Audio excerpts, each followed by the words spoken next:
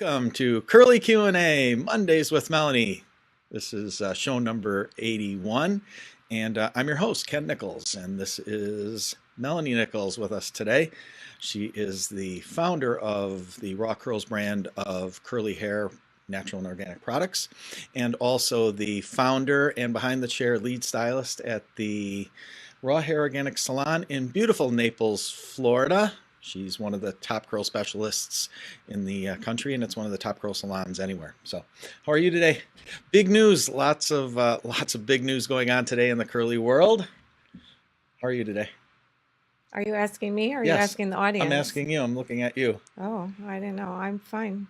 I'm Good. fine. Good. Wonderful. Wonderful. So, big news in the curly world today. If you guys haven't heard, Weedad actually has been sold. That's the third major curly hair product brand in the country in the last 15 or 16 months, I think, that's sold. So, really kind of an interesting thing. And I won't get into a whole lot of details about it because it'll take forever. I could talk about it the whole half an hour. But it's interesting because we see kind of the same pattern every time that it's happened. Is a company like this gets sold typically to a group of investors or an investment bank, and whether they want to admit it or not, after a few months from the sale, we see significant changes in the products themselves. So it's going to be really interesting to see if this happens with Weedad. I made a call this afternoon. As soon as I got the news this morning, I made a call right away over to the Weedad flagship salon over in Fort Lauderdale. We've got a friend over there who actually owns that salon, and I figured I'd see if I could get him on the show to answer some questions, and maybe later in the week or next week. And I called over there a couple of times, and I got no answer. Nobody answered the phone. But then I realized it's Monday, so they're probably closed. Which is why I didn't hear anything. So, but I'll continue to reach out to them over the next couple of days, and hopefully we can get them on and talk about it and what that all means, and maybe we'll even do some Q&A with them. They can talk about it. So, you got a fun fact, or you want to go right into questions? You can go into questions. Let's go into questions. We've got a bunch of questions, and we're going to go through. Oh, you know what? I want to bring up one other thing. For those of you who didn't see, if you can't get enough of the Curly Q&A, we are now doing a daily show, Question of the Day. It's on our Instagram TV, IGTV, every day. Goes up about 9 p.m. Eastern Time, and you get one question. And usually it's kind of like a bite-sized thing. It's anywhere from a minute to maybe 3 minutes, and it's pretty cool. I'll try to post a link for it if you're part of the Curly Girls Support Group on Facebook. I'll try to post a link in there. But if you consume us on Instagram or on YouTube, you'll see it right there. And it's a daily thing. 7 days a week, you get a curly question answered by an expert. So, all right, let's get into some questions right away. Melanie, how do I get more curl out of short, wavy hair without gumming it up with sticky products? I can't seem to achieve a look that is both touchable and curly. It's either one or the other. Do you have any suggestions? What I always recommend is getting the right haircut. It's going to help bounce up the curl as much as possible, and then using the right products. Then using the right products? Mm-hmm. Okay. So if she's feeling like it's gunked up, then she's not using the right products. Yeah, probably not curly girl friendly products, pretty much. Mm-hmm. Pretty much. Okay, good. Let's go to another one. Melanie, how often do I wash, and how often do I rotate shampoo, co-wash, and clarifying shampoo for everyday washes? I'm not at all ashamed of being an everyday washer, so I'm not trying to wash less. But how do I? She basically wants to know, how do I rotate between shampooing and clarifying, co-washing? No, let me rephrase that. Between shampooing and cleansing versus co-washing versus clarifying. How should she mix that up, and how should she rotate that? Well, it's all as needed. So it's going to depend on what products you're using. If they're causing buildup on the hair, then that's when you're going to need to clarify. So, if you're using cheap, crappy products that have wax in them and build up on the hair, then you're probably going to have to clarify once a week. If you're not, then you only have to clarify maybe once a month, if even. So again, it all depends on the products that are being used. And then co-washing is as needed. So whenever you're gonna wet your hair down, and if you want to co-wash, that's fine. So everyone's individual. I mean, I don't co-wash. I choose not to. So if I'm gonna have to wet down my hair, I'm gonna wash it. So, Hmm. but if you want to go, I always tell people you wash as needed. So if you can go a week without or 2 weeks without, that's your choice, and you know when your hair is dirty and needs to be washed. I've got a related question that came from a from another woman that I pushed it aside because I didn't know how the way it was phrased. I didn't know really how to ask this, but she made a comment and she said, she said I really like the way my hair feels after I use a clarifying shampoo. Is it a problem to use that every day?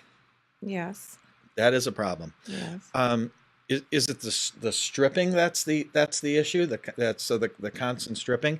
So the problem would be she can't. Oh my God, she'd have to have tons of frizz, right? If she's going to be stripping, because how do you how do you deep condition that much? Oh my God, it'd take forever Yeah, every day. well, a clarifying treatment is, typically got a higher pH level, or they are using like the sulfates that we try to stay away from because those are taking the buildup off the hair. So they're stronger, they're more, um, like I say, they have a higher pH, so they're more aggressive on the hair. So it's going to dry it out. So that she may have really fine hair, and that's why she likes that feeling. So it gets a little more clean and gives her more volume to it. But typically, I wouldn't suggest that because it is going to strip too much off the hair and dry it out. Mm, okay. Let's go another one. Melanie, my daughter has beautiful curly hair, but it's fluffy when I brush it. Where do I start and what do I do? My hair, in parentheses, my hair is naturally wavy with some curl. This is obviously, we've got a number of questions this week. The way these came in, a lot of these, just so you guys know, were people who are just starting out. So there's a lot of newbie questions. So so her daughter's got beautiful curly hair. Can you give her basically like a starting point to the curly girl method? Maybe. I mean, it sounds like she's ready. She's brushing her hair because she obviously doesn't know it's not a great idea. Can you give a basic rundown of where she could start and what would be some good guidance for her daughter? Yeah, well, we don't brush the curls, so that would give you a terribly frizzy, fuzzy hair. I mean, my hair would look ridiculous if I brushed through it, so that's not a good idea. I never would brush through the curls on dry hair. So definitely, you need to cleanse and condition, use a leave-in conditioner typically, whether that's a spray or a heavier cream, and then either use a wide tooth comb. The only time that I ever use any kind of brush is when the hair is really, really wet and conditioned, and then we're detangling with it. So never ever do I tell anyone to brush dry hair. That's just not going to work with any kind of curly style. So, and a lot of people don't even believe in using a wide tooth comb or a Hmm. wet brush or a Denman. They only use their fingers. So that's another method of, styling the curly hair. And then you get into your styling products, whether you're using a mousse or a gel or a cream. You're going to be putting that into really wet hair and scrunching or styling your hair however you choose to wear it, and then either air dry or diffuse. Okay. Ooh, here's a good one. I have my very first appointment next weekend for a curly cut with a real trained curl stylist. I would like to know how I should show up for my appointment. Hair washed, hair unwashed, styled with products, washed and unstyled with no products. Please help. What do you think? Well, each individual curly specialist has different requirements, but I can tell you what I prefer. I prefer that they come in with their hair in their natural curly state. So it doesn't have to be freshly washed but I don't want it super, dirty where it doesn't show the curl pattern. I don't want it pulled back in a ponytail. Mm-hmm. I definitely like to have some product in it because I want to see where that curl lies.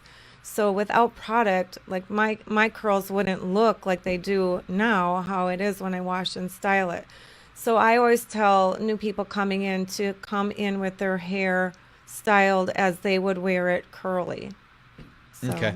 So Is that so? So it doesn't have to be, say, um, like say they have a 10 o'clock appointment. They don't have to wash and style their hair that morning or feel that they have to. no. But they could come in with, if it's their second day or third day, they could basically refresh their hair like they would and come in that way so you can see it. Yes, I am Okay. fine with that. And I just had that question last week with a new client that was coming in because she was concerned about that. She had a 9 o'clock appointment and her hair takes several hours to dry. And I said, I mean, that Yeah. would be ridiculous. So to me, I mean, I try to keep it really simple, but I do want to see that curl pattern where the curl normally naturally lies.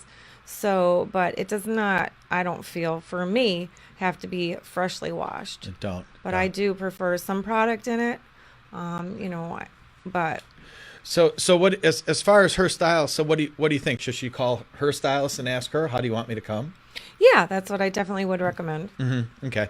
Do you when you do a curly client at your salon, do you no matter how they come in, does their service include I mean a washing and a styling? I mean is that part of it?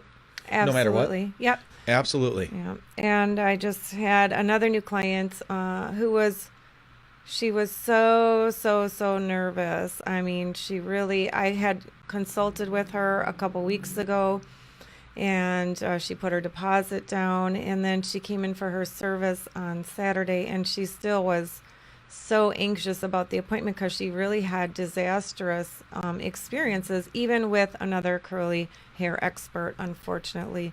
So and I told her, I said, I can tell you everything twice and upside and down and inside out, but you just she's just going to have to experience a good experience in order to Mm-hmm. trust me. So it wasn't Sure. even worth just trying to convince her anymore, but luckily we weren't making a huge change either for her. It seemed like it was a big change, but to me, it wasn't like we were doing a huge transition.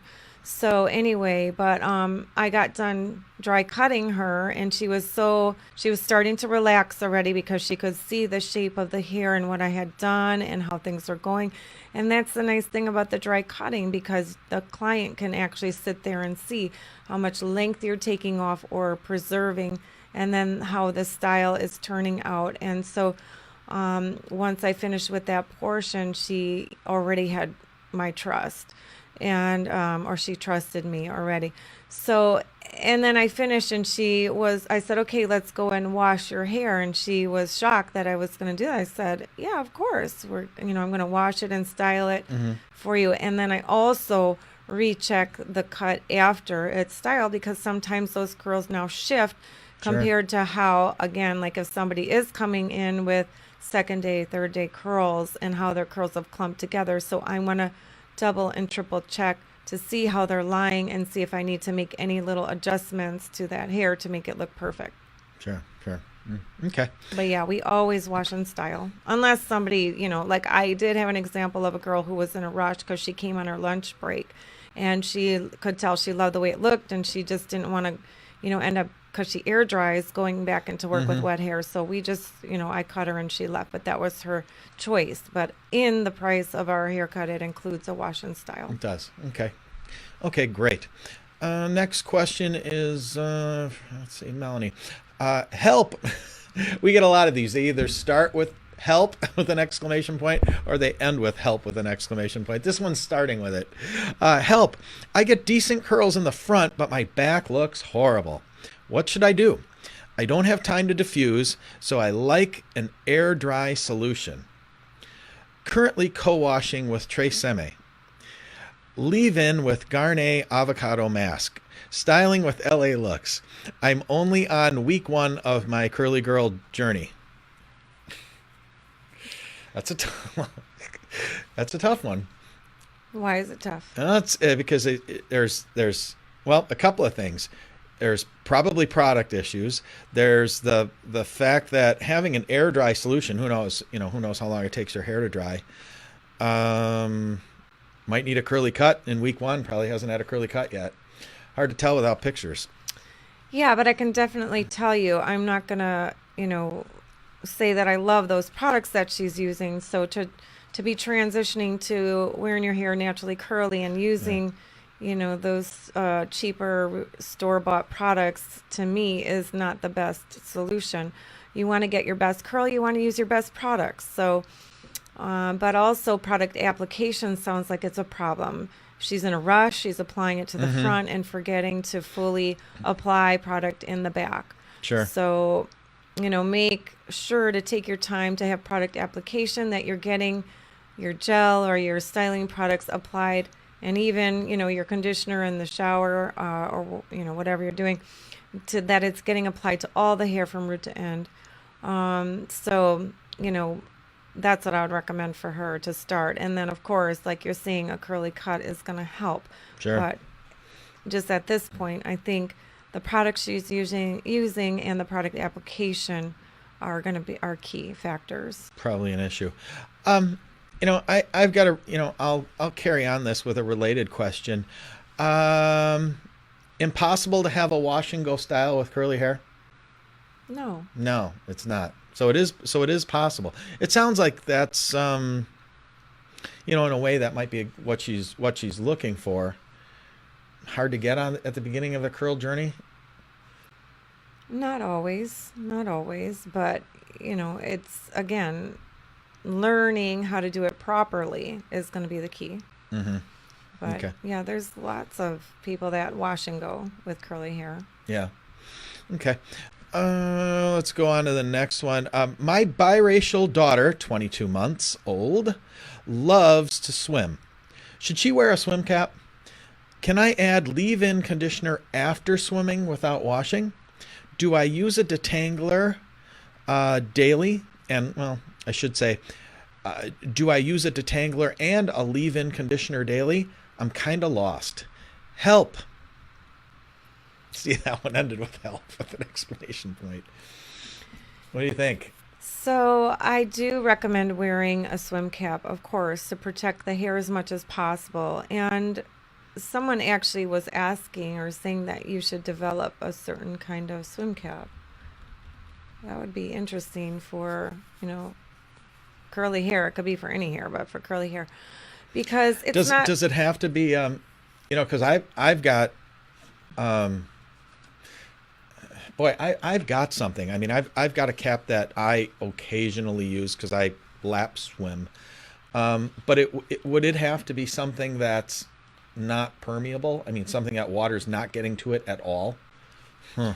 yeah, because that's the That's problem. I tough. mean, swim caps help, but they're not 100% foolproof. So it's not like the hair doesn't get wet at all, but it is protective, You know, on the hair. yeah, and those lycra caps. The other thing to keep in mind with the lycra caps is even if they keep the majority of the water out, if you're outside in the sun, your scalp is going to sweat under that lycra. I can't, or latex, I should say, not lycra. The lycra does breathe, and it's hard to find those hats. But the latex ones, that sweat from your scalp is going to stay in there, and that's going to, add moisture. So, boy, that's tough. I don't Hmm. know. Well, I do always recommend putting a leave-in conditioner in the hair first. Um, Typically, I say to wet the hair, put a conditioner in, and then put your swim cap on because you want the hair to absorb that instead of the chlorine in the pool. Sure. So it helps as far as, it's a barrier to help protect the hair from, getting completely saturated with chlorine or the chemicals in a pool. Hmm. And then what was the other? There was a lot in there. Uh, she said she wanted to know, should I use a detangler and a leave-in conditioner daily? Well, if she's using a leave-in conditioner daily, that means she's like washing or wetting down the hair. So, a detangler is a leave-in conditioner. So I would recommend that, and that's what I like to refresh the curls with. But it doesn't hurt. Like a lot of my curlies, when I style them, I do use some of the Raw Curls conditioner, and I leave that in the hair, and then I do put the Raw Curls anti-frizz on top of that. I layer it because it's a lighter spray detangler, so that's not going to hurt. And then I refresh with that same product. Okay.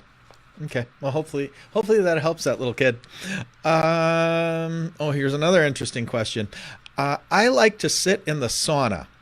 Is it bad to get my curls that hot? If so, how can I protect them? So you're sitting in a sauna. I'm assuming, I forget what it is, what the temperature is. Is it like 115? Something like that, 120, but it's dry heat, you know. Well, she didn't say an infrared sauna. No, she didn't.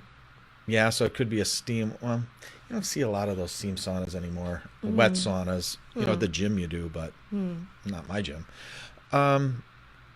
Let's just assume it's a dry, because she's talking about the heat, and boy, those get hot. Well, Damaging? What do you why think? don't you talk about that, since I have more experience sitting in the dry saunas. Boy, you know, I would have to go back, and I'm trying to think from my experience. I'm going to say it probably isn't bad for the curls, that it doesn't affect them, that dry heat, because it's not direct sun. Your scalp is clearly sweating. I don't. I'm going to say no. I'm going to say that it probably isn't an issue, is going to be my guess. Yeah, that's what I was gonna say. I can't see that it's damaging to the curls. I mean, you're not gonna probably keep your style real nice because you're gonna No. be sweating, No, you're not. so it's like an intense workout. Right. So you could experience some sweating and some frizz then because of it. But, and even then, if they're in the regular steam sauna, I don't think that heat is damaging directly to the hair, though. Yeah.